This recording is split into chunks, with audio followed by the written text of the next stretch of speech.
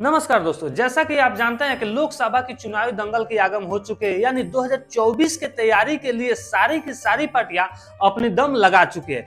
इस सारी पार्टियों को अगर देखा जाए तो मात्र तराजू के दो पल्लू पर ही दिखाई देंगे, जैसा कि एक तरफ बीजेपी, दूसरा तरफ महागठबंधन, यानी एक तरफ एनडीए, दूसरा तरफ महागठबंधन। यानी एक तरफ से पूरी बारात की तैयारी हो चुकी है। अब दुल्हे सरकार जब रथ पे बैठेंगे तो न मालूम चलेगा कि इनकी छवि क्या है, ये दुल्हन को किस तरह से परख कर रखेंगे और ये कहां तक जाएंगे। क्योंकि बिहार, यूपी, महाराष्ट्र, झारखंड के साथ साथ कर्नाटक और गुजरात के लोग इसी से ज्यादा फेमस है। पर जैसा कि हम जानते हैं, बारात दो आदमी को ही शोभा देती है, पहले पैसे वालों की, दूसरा ज्यादा भीड़ भाड़ लेके जाते हैं उनकी। लेकिन संख्या वाले बारात में हमेशा आपको झगड़े देखने को मिलते हैं, वो भी नाश्ते को लेकर। तो क्या सीट को लेकर भी यहाँ पर कुछ ऐसा हो रहा है? चलिए जानते हैं। तो सोच क्या रहा है, जल्द से जल्द मेरे चैनल को सब्सक्राइब कीजिए, वीडियो को लाइक कीजिए, क्योंकि हम किसी की पार्टी के पक्ष में कभी ना बोलते हैं और ना ही कभी एक तरफा आवाज उठाते हैं। यानी हमारा वीडियो आपको देखना है तो आपको किसी पार्टी से निष्पक्ष होकर नहीं रहना। तो चले आगे बढ़ते हैं। जैसा कि हम आपको पिछले वीडियो में बता चुके हैं कि 23 जून 2023 को बिहार में मिलन मिशन का समारोह हो रहा है, जिसमें बिहार के अलावा भारत की अन्य सारी पार्टियां आ रही हैं जो मोदी को हराना चाहती है।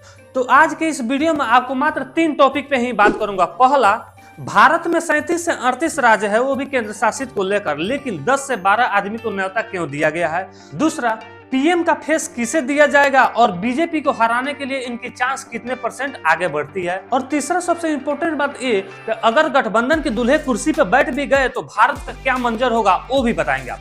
तो चलिए चलते हैं अपने पहले मुद्दे पर। 38 राज्य होते हुए भी आखिर 12 राज्य के मंत्रियों को क्यों बुलाया गया है। इस 12 राज्य में आप मिला सकते हैं कि जैसे कि बिहार के मंत्री हैं, यूपी के मंत्री हैं, कर्नाटक के मंत्री हैं, राजस्थान के मंत्री हैं, केरल के मंत्री हैं, असम के मंत्री हैं, साथ साथ में वेस्ट बंगाल के साथ कर्नाटक को लेकर कुछ आदमी गुजरात से भी आ रहे हैं। क्योंकि इन 12 राज्यों को मिलाकर 430 के आसपास में सीटें हो रही है, जो जीतने के लिए 275 ही काफी। अगर विपक्ष की माने जाए, सारे विपक्ष एक तरफा होकर अच्छे से मेहनत करे, अच्छे से मेल रखे, तो बीजेपी को हराना यहाँ पे मुमकिन है। लेकिन डाउट देने वाली एक बात और भी है कि बिहार, महाराष्ट्र, यूपी के साथ साथ पश्चिमी बंगाल में और गुजरात में ज्यादातर सीटें बीजेपी को ही आएगी।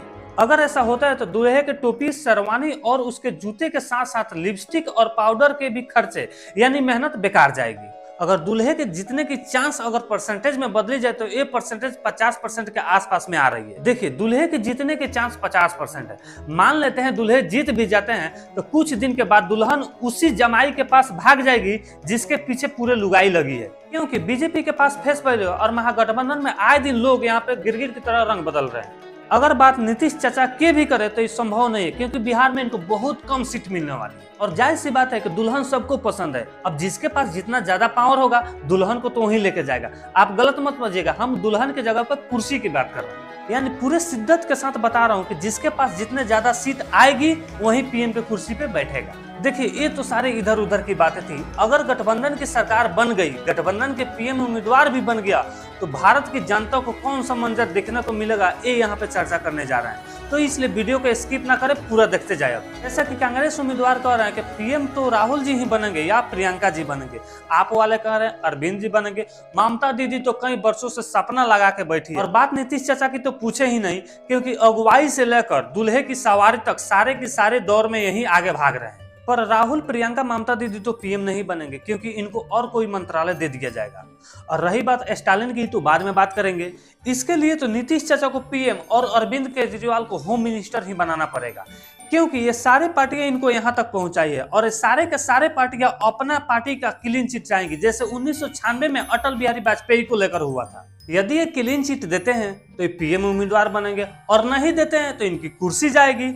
अब जाहिर सी बात है, नीतीश चाचा ये काम बहुत आसानी से कर सकते हैं, क्योंकि हाल फिलहाल में बिहार के गृह मंत्रालय और बिहार के चीफ मिनिस्टर का पोस्ट वही संभाल रहे हैं। जैसा कि आप देखा कि आनंद मोहन को छोड़ने के लिए कैसे ये सरकार को बदली भी किए।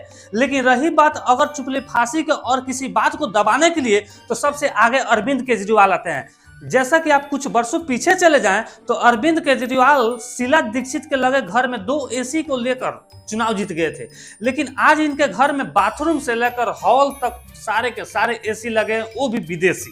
शीला दीक्षित के घर पे जितने पेट्रोल से लेकर खाने में खर्च नहीं होता था, इनके यहाँ तो उतने नौकर को भी दिया जा रहा है। लेकिन किस तरह ये सारे मैनेज कर रहे हैं, इसी को कहते हैं पॉलिटिशियन। मेरी राय माने तो अगर किसी भी पॉलिटिशियन को ट्रेनर बनना हो और ट्रेनिंग लेना हो तो प्लीज वो जाकर अरविंद केजरीवाल से मिले, क्योंकि अरविंद केजरीवाल से बेस्ट कोई पॉलिटिशियन ट्रेनर हो ही नहीं सकता। तो चलिए आज के वीडियो में इतना ही। अगर वीडियो आप शेयर नहीं किए होंगे तो शेयर करके, लाइक नहीं किए होंगे तो लाइक जरूर कर दीजिएगा, हम लोगों का वीडियो अधिकतर आदमियों के पास पहुंच जाए, क्योंकि हम लोग किसी भी पार्टी से ताल्लुक रखकर ये वीडियो नहीं बना रहे हैं। धन्यवाद। जय हिंद, जय भारत।